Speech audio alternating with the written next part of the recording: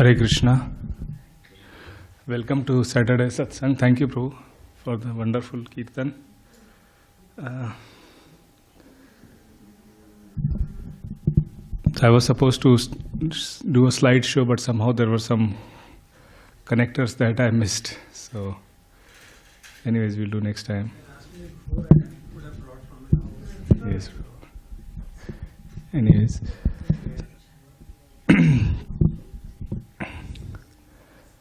So, today we'll discuss on a topic called Discover Your Inner Self. So, it is based on the teachings of Srila Prabhupada. So, we'll discuss that. Before that, we'll chant Mangalachan prayers to invoke blessings of our previous acharyas.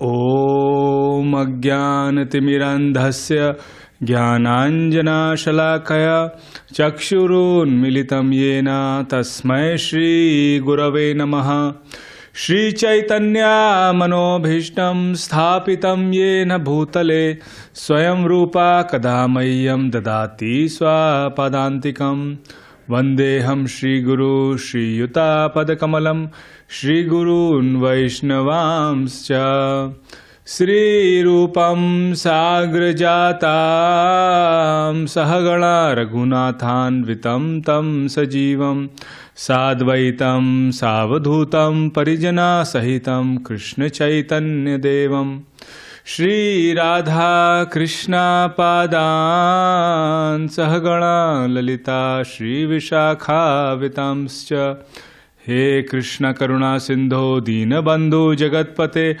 Gopesha Gopika Kanta Radha Kanta Namostute Tapta Kanchana Gaurangi Radhe Brinda Baneshwari Brishabhanu Sute Devi Pranamami Hari Priye Vancha Kalpatarubhyascha Kripa Sindhu Bhaivicha Patitanam Pavanebhyo Vaishnavebhyo Namo Namaha Jai Shri Krishna Chaitanya Prabhu Nityananda Shri Advaita Gadadhara Shri Vasadi Gaur Bhakta Vrinda Hare Krishna Krishna Krishna Hare Hare Hare Rama Rama Rama Hare Hare Hare Krishna Krishna Krishna Hare Hare Hare Rama Rama Rama Hare Hare Hare Krishna Krishna Krishna Hare Hare Hare Rama Rama Rama Hare Hare Mukham karoti vachalam panghum langayate girim yat kripa tamham vande Shri Guru Dinataranam.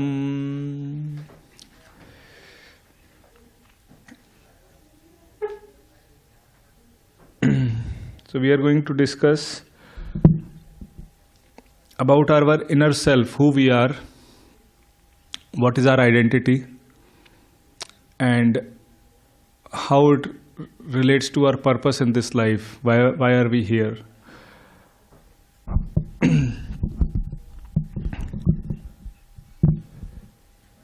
And the reason that we need to discover ourself is because if we understand ourselves, we can understand what makes us happy, how to control our mind, and how to live happily in this world. So there is a endless search for happiness in this world. Everybody is trying to be happy. But even after having so much of technological advancement and so much of material comforts, people are still not happy. So in order for us to understand what will make us really happy, we have to actually understand who we are. There are great leaders who conquer empires, but when they come home, Srila Prabhupada says that when they come home, they lose themselves to their own senses and the mind. Bhagavad Gita, Krishna says the mind can be our best friend or the worst enemy.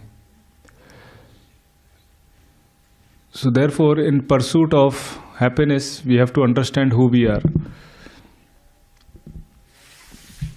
And there are a lot of important aspects of life which we are missing, which we do not pay attention. We may have big degrees, we may have big qualifications, but still we see that there are a lot of problems all over the world. And every part of world is known for something, something special. Like England is known for its royalty, Queen Elizabeth. She died recently. If somebody turns 100 in England, then the Queen will award them that, oh, you turned 100, you lived so long. Right? So, which is a good thing. If you are Krishna conscious, if you are doing good things, it's nice to live for 100 years. And the USP of America is what? Liberty, freedom. Everywhere there is freedom. Right? And in India, Gaur Gopal Prabhu says that the USP is that when the toothpaste is just about to get over, you still beat it with belan and take out the last drop of that toothpaste. Right? And when you have a new t-shirt you wear for a party, and after that it gets beaten up, after some time you wear it for Holi, and after you have worn it for Holi, it has everybody has pulled it from all directions. It is not good for use. You use it for doing pocha, sweeping. Yeah. So that is the USP of India. But bigger than that is the spirituality of India. There are so many great saints that have been there in India. Starting with, Ramanujacharya, Madhavacharya, Shankaracharya, Srila Prabhupada, and lot of saints, they have realized the true potential of the self, of the Atma. And they have attained that happiness which is beyond what we can ever imagine in this world. The happiness that anything can even give in this material world. We consider few things that they will give happiness in this world, but they have attained a level of happiness which none of these things we can ever imagine. And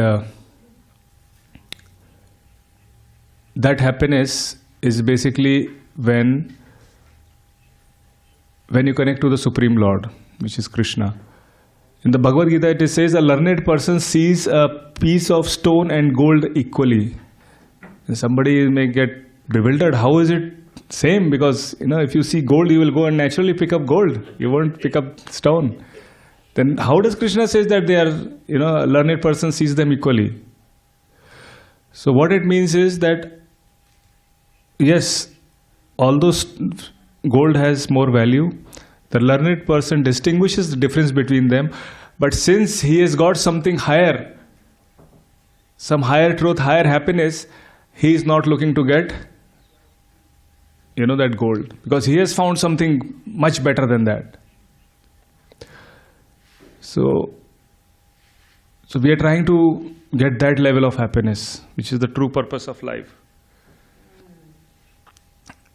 In this world we have, different kind of quotients, like the physical quotient. So people are trying to go to gym, LA Fitness, or orange therapy and whatnot. The different kind of gym to get some body built and yoga, which is good. We should do that. It's good for health. And then second level is the IQ, intelligent quotient. How much is your intelligence?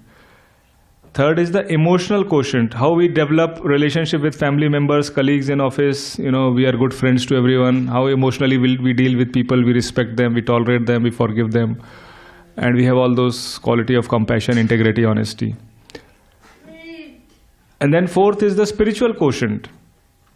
What is the spiritual quotient? When you are connected with God, you live by the principles that God has given you, irrespective of any religion, wherever you're Christian, Muslim, Jew, anyone.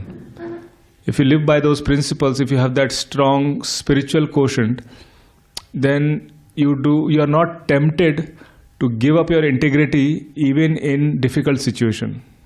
Srila Prabhupada, our founder Acharya of ISKCON, says that greatness of a person can be judged by estimating how he reacts in provoking situations. When things are nice, happy, everything, I have nice finances, nice health, everything is good, then probably, it's very difficult to judge a person. But when these things are not there, then how he behaves in those situations. Is he tempted to get into something wrong? That is the real test of a person. So that is very important. That is called a spiritual quotient.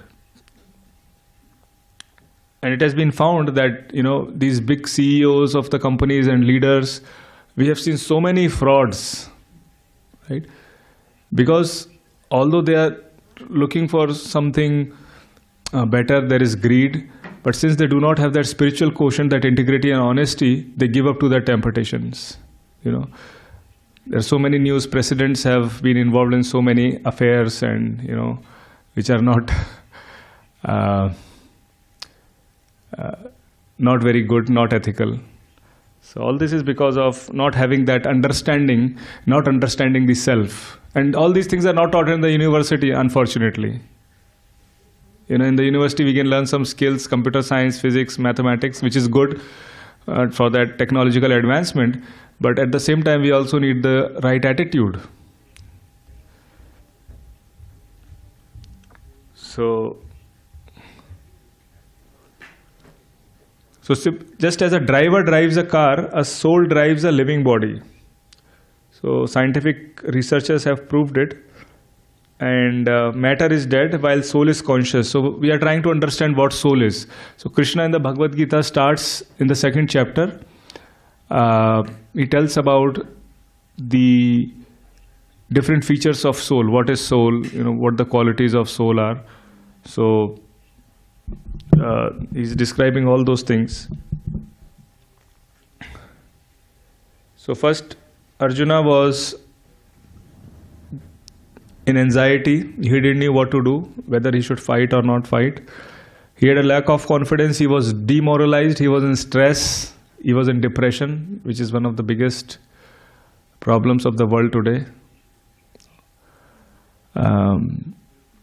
And after he heard the knowledge of the soul from Lord Krishna, he was relieved of all these things. He was happy. Of course, if somebody has, some other psychological problem, it's always good to see a doctor, a psychiatrist, right? But all this is like lack of confidence, anxiety, demoralized, stress, depression. To some degree, if we have the understanding of spirituality, it can be treated. It can help. But in advanced level, if somebody is like too much sick, then definitely he probably needs some medical, intervention. So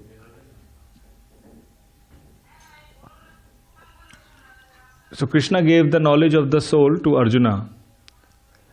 And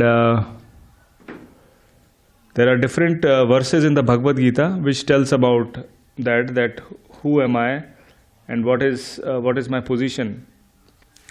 So there is a professor called Dr. Henry Monson, who is the professor of anatomy in the Illinois College of Medicine.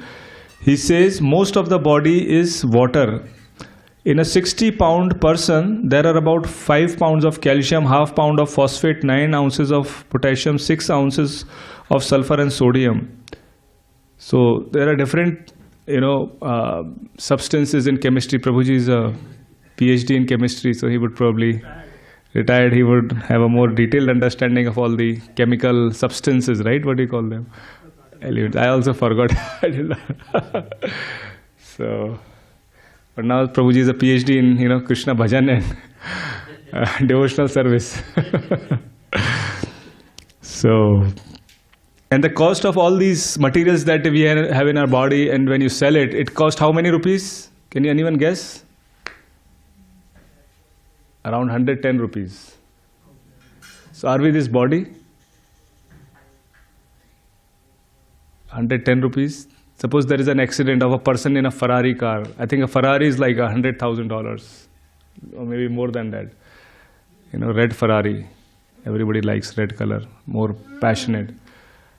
When a Ferrari car meets an accident, those who come to rescue it, will they rescue the Ferrari car or the driver inside it? Why is it so? Ferrari car is $100,000 and the person inside it is 100 rupees. Why are they fools?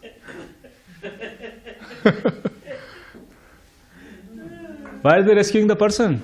Because you are just 100 rupees. Potassium, calcium, sodium, nitration, whatever. Can anyone tell the answer? Yes, because the value is of the soul.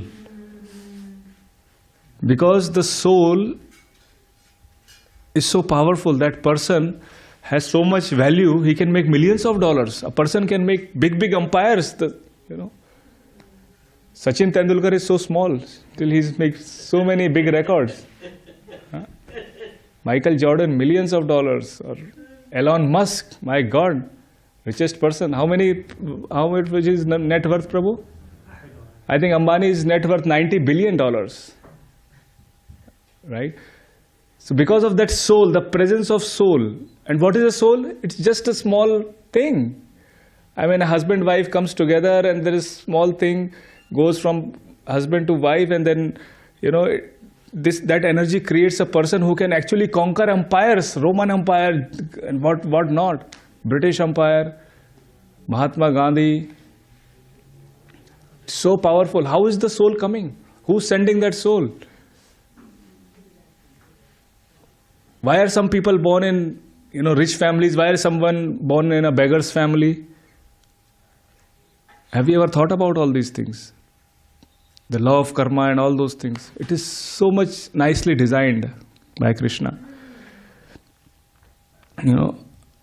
And none of these things are forever, like beauty. On my slides I had a beautiful picture of Sri Devi, and one is living and other picture is dead. So it is said that after death, chemicals are the same, no feelings, no thinking, no desire, no movement. But the soul is gone.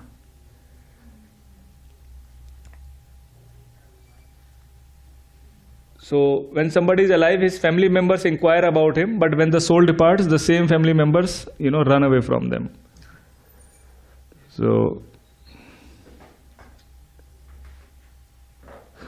in an aquarium, when fishes are moving, everyone is watching. But if they all fall down dead, no one will watch. The same fishes. Because the value is of the Atma, the soul, of something spiritual. Suppose you go in a park and there are all stones. You'll say, what I'm going to see with the stones? Stones are dead, they are not moving. But you go somewhere in the zoo or something, all the animals are moving, you are doing something. Movable things have more attraction. Because you can actually interact with them. So Krishna in the Bhagavad Gita says, Na jayate mrete va kadachin.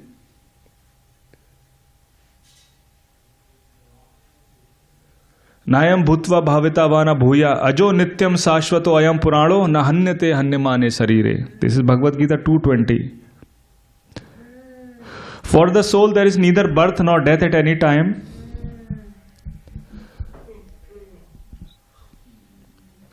So there is no birth and death. And what is the difference between body and soul? Can anyone tell the difference?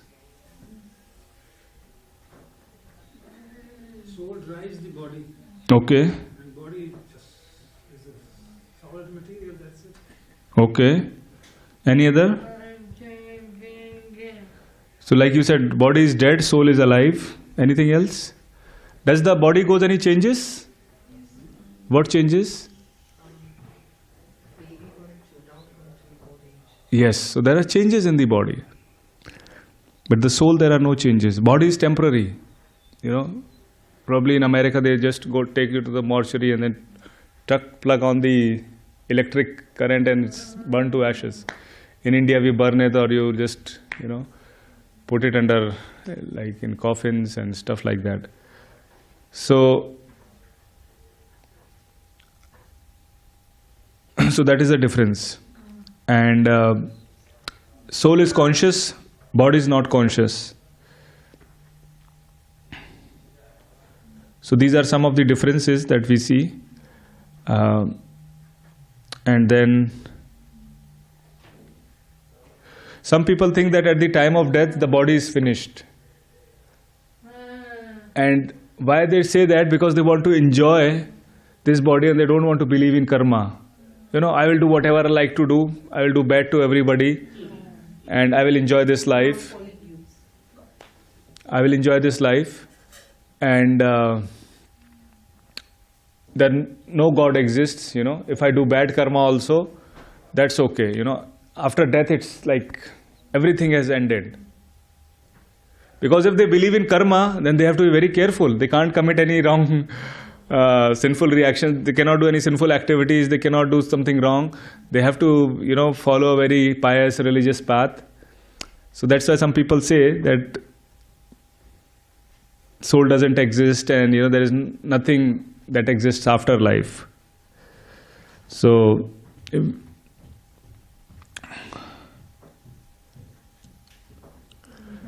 there is a very good example that Srila Prabhupada gives of a bird in a cage. So there is a woman who is polishing the cage, but she is not giving the bird a food.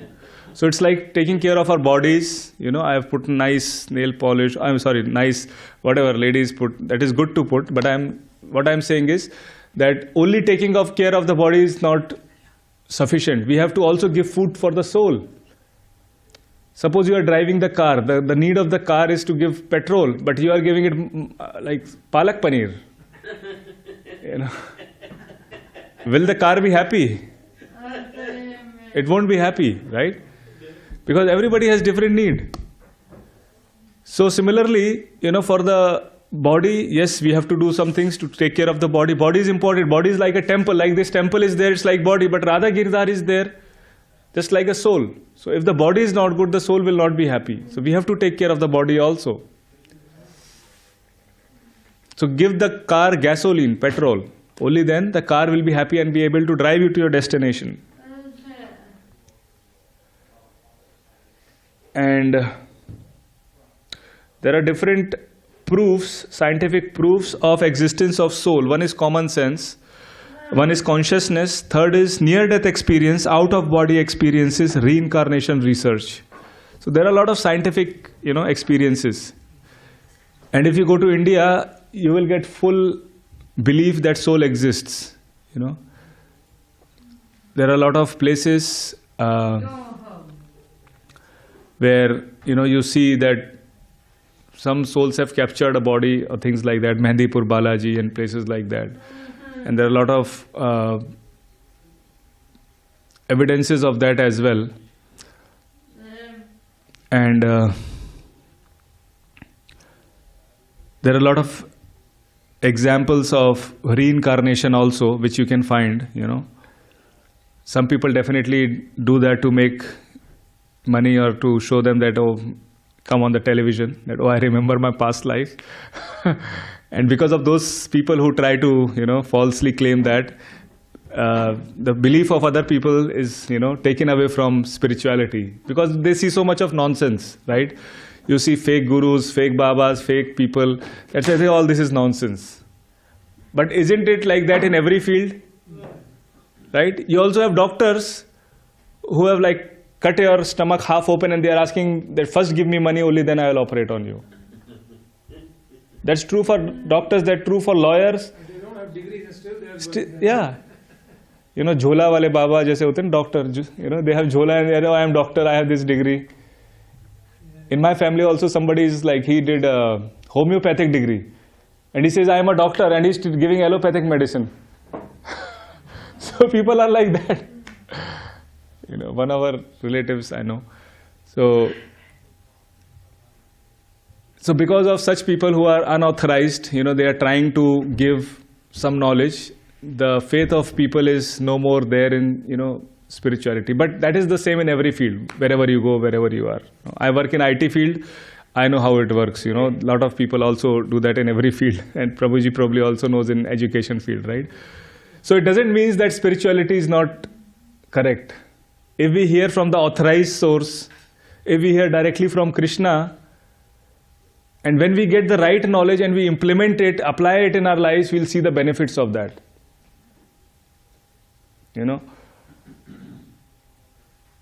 And then we progress towards that goal of happiness, towards understanding spirituality, towards understanding who we are, who God is, and being happy in this life. That is the goal.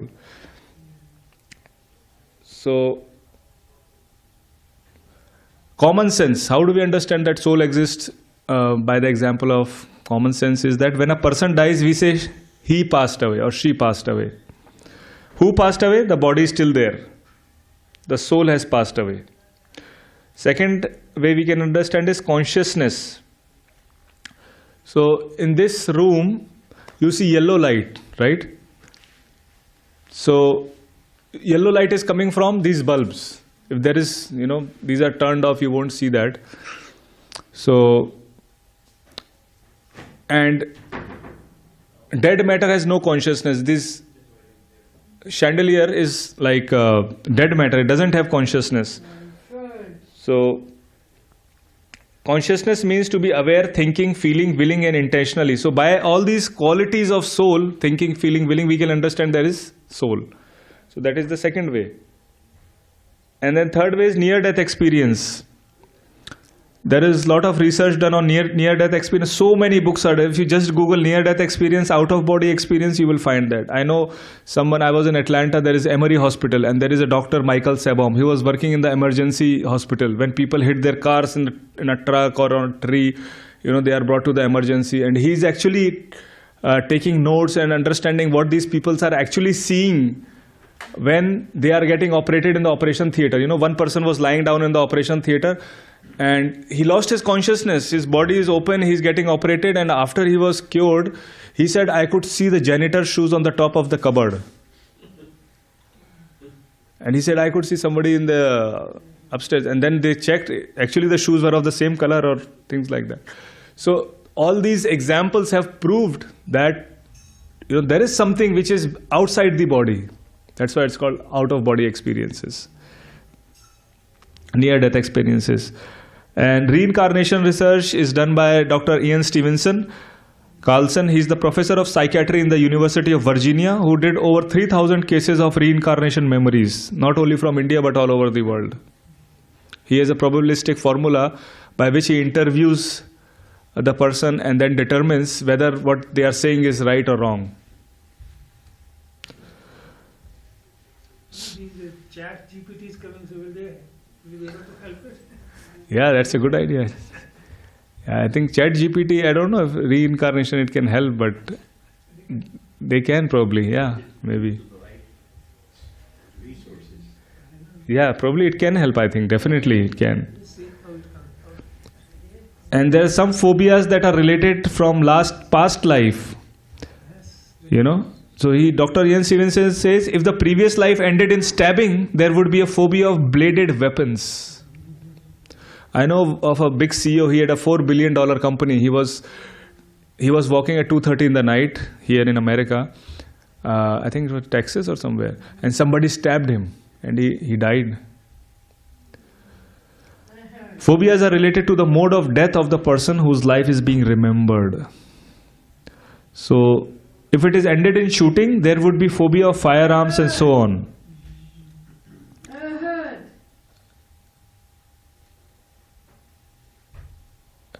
And there are like twins born, right? So even though identical twins are physically born by the splitting of a single egg from the same genetic material, they may have striking contrast in temperament.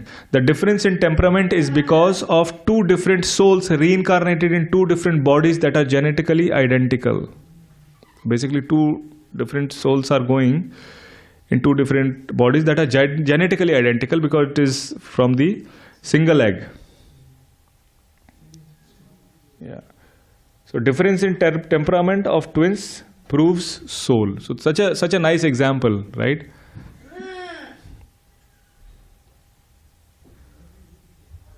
So there are different cases of people like reincarnation of World War II. There is a fighter pilot. So there are so many examples of such things. There in India there is an example of Sukla Gupta, who remembers her past life. She is a girl who was little more than 5 years old, and there is a whole story. I won't go through that. You can go through that if you want on Google. Sukla Gupta, her name was. And different scientists have believed it. Soul. There are so many examples like that. Yeah. When Pandit Ravi Shankar, when he was 7 years old, he could explain what he did in the last life, then he forgot. Pandit Ravi Shankar? Yeah. Oh, Art of Living. No, Pandit Ravi Shankar, the music. Musician. Okay. Yeah.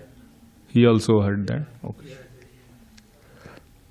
He took So- at 7 years of age, he took his parents to a house where he used to live before. Oh, I see. Okay, nice. So somebody asked Srila Prabhupada, Swamiji, I think our body is just a complex machine that gets worn out and crashes. Why should we bother about the same soul powering the body? Why should we care about soul? Okay, there is soul, and I take it, but what's the use of it? Prabhupada says, does your car or computer grow? Do you have a male and female car that can unite and produce a baby car? A living body undergoes 6 changes. What are the 6 changes? It takes birth, it maintains, it dwindles, it grows, it dies, like that. A living body undergoes 6 changes, whereas matter just depreciates. It is the soul that makes living body alive. So Prabhupada answered very beautifully, with a nice example. And there are major difference between a living body and a soul, which we already discussed, matter and spirit. So a living body undergoes 6 changes: birth, growth, maintenance, production of byproducts, dwindling, and finally death. These are the 6 changes that we are doing. So now comes the mind. After the soul, the most important thing Krishna talks about is the mind in the 2nd chapter and further also. So what is the mind? Mana. So mind is a subtle thing. Soul, suppose this is a soul, it is covered by gross and subtle cravings. So mind is little subtle thing. Can you see mind? Somebody asked a professor, professor asked students, do you believe in God? So one of the students said, yes. Can you see God? He said, no. If you cannot see God, then God doesn't exist. Then the student says, sir, can you see the mind? He says, no. And does that mean you are mindless?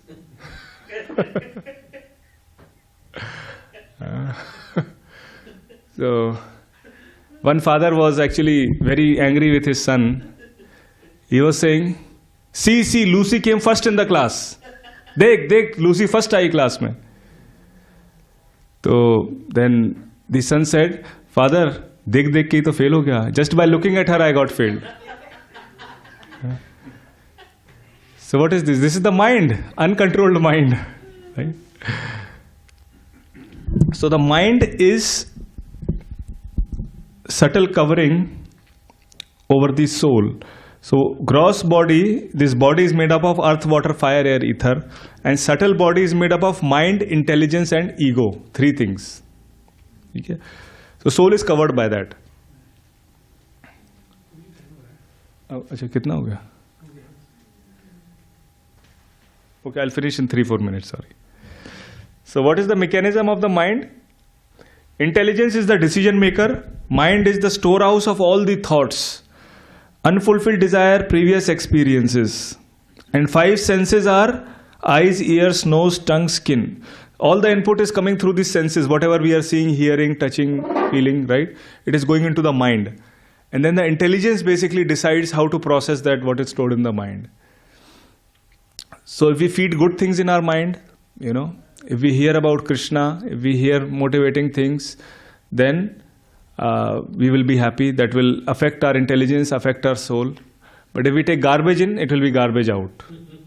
In computers we have that concept, right?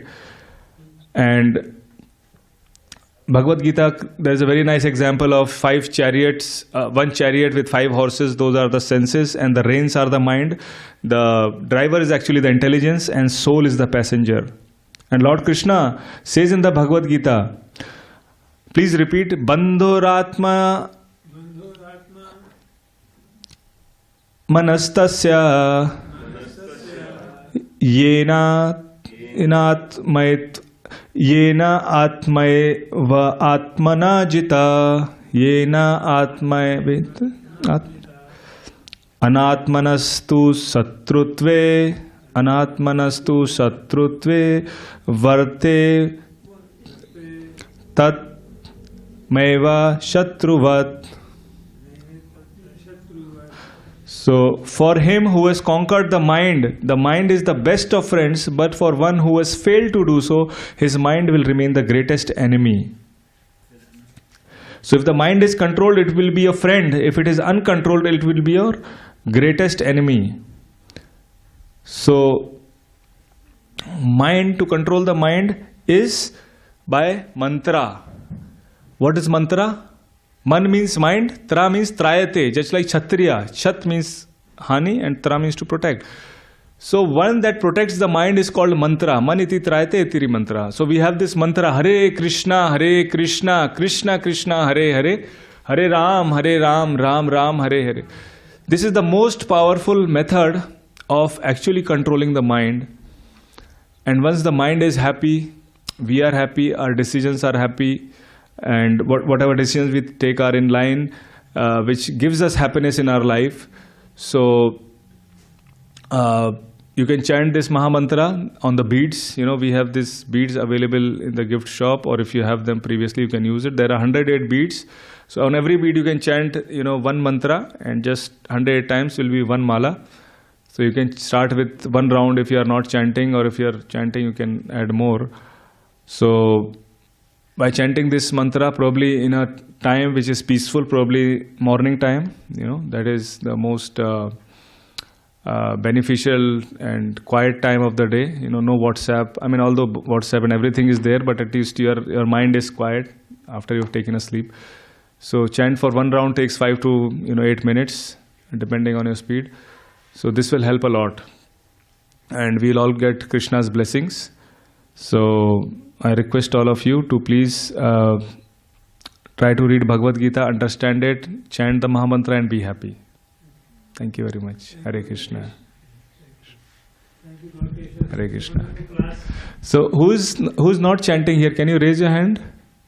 Who's chanting the Mahamantra or who's not? Are you chanting? Oh, I see. You? Chanting? Okay. Everybody is chanting. What about you? No? Yeah, okay. Sure. Yeah. Okay, thank you. Hare Krishna. Last session in 15 minutes.